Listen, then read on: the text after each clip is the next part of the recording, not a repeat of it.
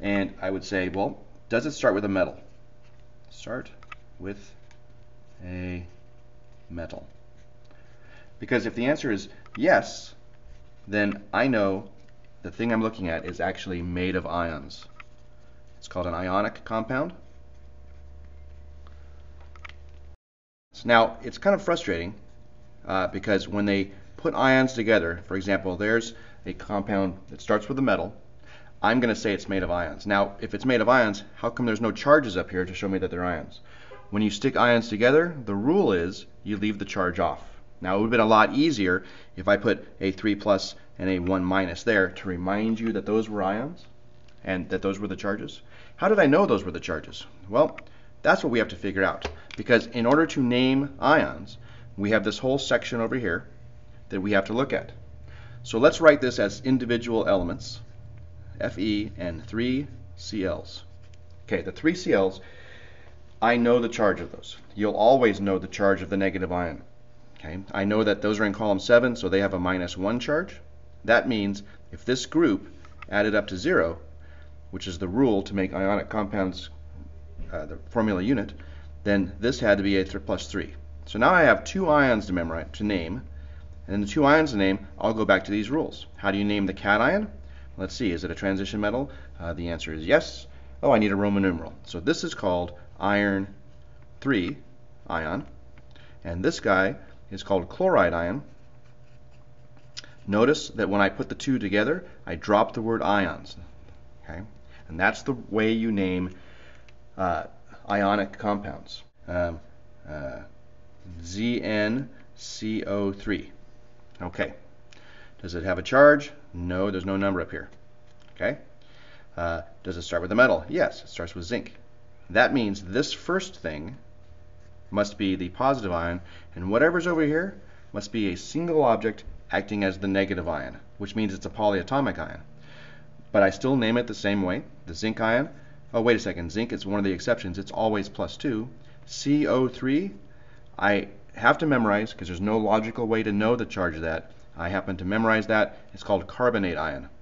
So this would be zinc. Well, at first I'd say zinc 2 carbonate because zinc's a transition metal, but it's one of my exceptions, so this would just be zinc carbonate. Okay, let me give you a few examples to try. Then you can pause this video and see if you got the answers. Okay, well, let's see. None of these have a charge, so I've come down this way on my flowchart. They all start with a metal, so I know they're made of ions. So let's look at this first one. It is 2 aluminums and 3 oxygens. Now I know, because I always know the charge of the negative one, these oxygens are -2.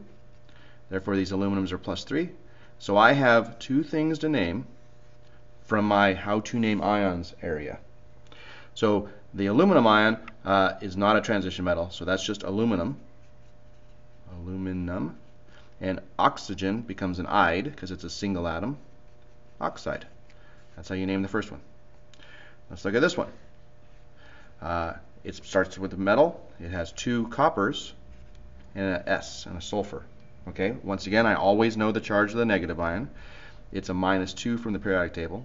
That means these must be +1 each in order to add up to 0.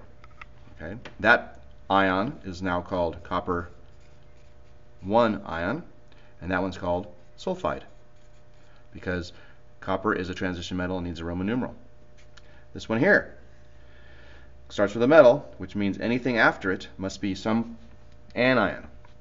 So copper is one object and the one ion, and this SO4 is the other ion. Now the SO4 I memorize has a -2 charge, which forces the copper to have a +2 charge. This is copper 2, and that is sulfate because I've memorized it. Notice there's no word ion after it.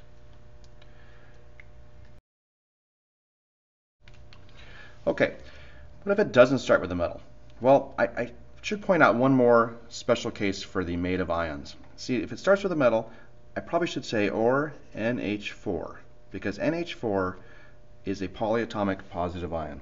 So if I had this NH4 2S, well, since that's NH4 is a polyatomic positive ion, I have to recognize, oh, that's ammonium ion, because those are +1, plus 1 each. And that means the sulfur was -2, but I could tell that from the periodic table. That would be ammonium sulfide. Okay, so now we can tell when something's made of ions. What if the answer to this question was no, it does not start with a metal? Well, that brings us some other questions. First of all, I guess I have to say, is it a well, I guess that forces it to be two nonmetals. Nonmetal stuck to nonmetal. Okay, so I guess there's a couple questions to ask myself now. The next question is, does it start with an H? Now, with a hydrogen. Okay, if it starts with hydrogen and has no charge, it's an acid. We're going to learn the rules to name acids later. Okay, so that's yes. If the answer is no, it does not start with the hydrogen, then there's another question we ask ourselves. Is it made only of carbons, hydrogens, and then oxygen, nitrogen, sulfurs, and things like that? If it has carbon and hydrogen and some others, then it's called organic. And we learned how to name those in our advanced biology class, things like CH4 and things like that. Okay, now that's the organic molecules. Now, the last case for us, and we'll come back to the organic ones later, is if it does not start with a hydrogen and it's not made of these, then we call those a binary covalent compound. And we use prefixes to say how many of each atom. And we gave you the prefixes in class. 1 is mono, 2 is di, 3 is tri, etc. Okay? 4 is tetra, like the game Tetris. Okay? So, how does that work? If you had two nonmetals, well, let's see, here's one, CO. Okay? Now, notice it has a carbon, but it does not have a hydrogen, which keeps it from being organic.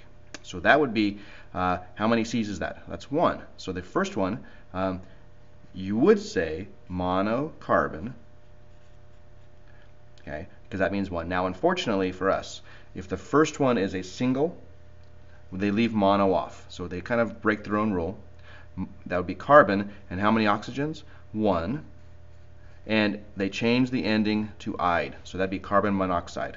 So the endings are always "ide," and you say how many of each atom. So if I had, for example, or how about this, N2O5, okay?